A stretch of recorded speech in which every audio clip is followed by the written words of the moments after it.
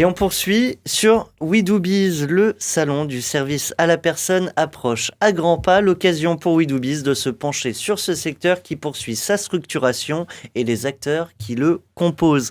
J'ai le plaisir aujourd'hui d'avoir avec nous à l'antenne Henri Bouchet. Bonjour. Bonjour. Henri Bouchet, vous êtes directeur associé de Ximi, un éditeur de logiciels, un opérateur de téléphonie, de messagerie hébergée, de stockage et encore une société d'infogérance informatique.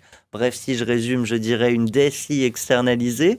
Alors, vous avez une très grande partie des entreprises privées de services à la personne parmi vos clients et ils se développent en franchise, donc vous les connaissez bien. En un mot, est-ce que vous pourriez balayer les principaux enjeux que vous avez pu observer chez ces entreprises ? Eh bien, je pense que pour commencer, un franchiseur a une première volonté est de transmettre son savoir-faire.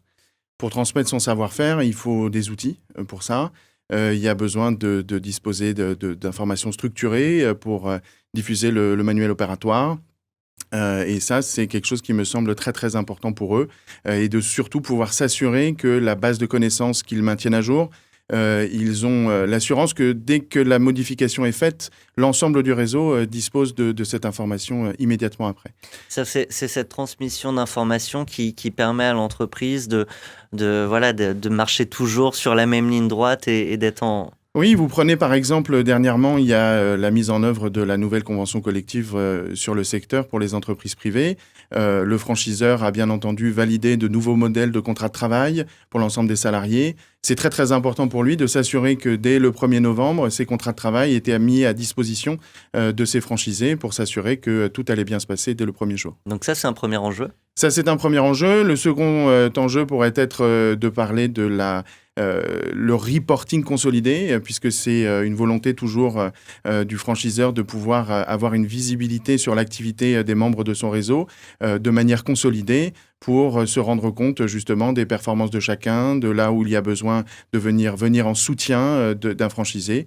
Ça me semble être le deuxième point très très important et d'avoir cette information en temps réel. Vous en voyez un autre ? Oui, la troisième pourrait être l'animation du réseau parce que c'est important pour le franchiseur de disposer d'outils qui permettent de suivre les franchisés.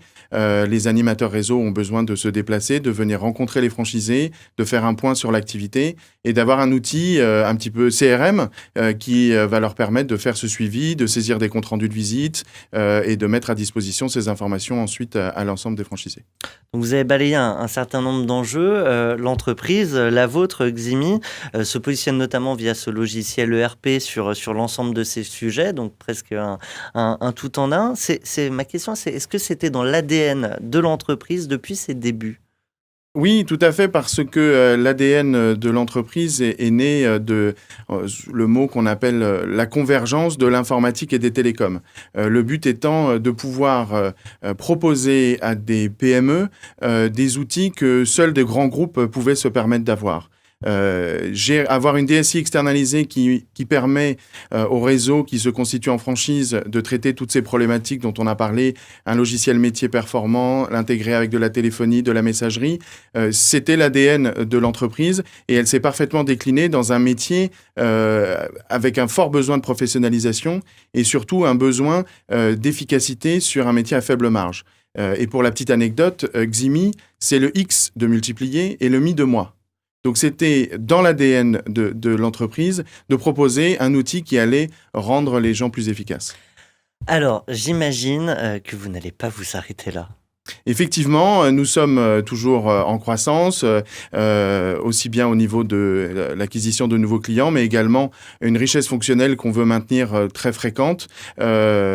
Prochainement, nous avons prévu d'ajouter de nouvelles fonctionnalités pour l'animation de réseau, que ce soit via des modules d'e-learning ou bien encore des centrales d'achat, des outils de centrales d'achat qui pourraient être mis à disposition du franchiseur pour, là encore, amener une corde supplémentaire à son arc.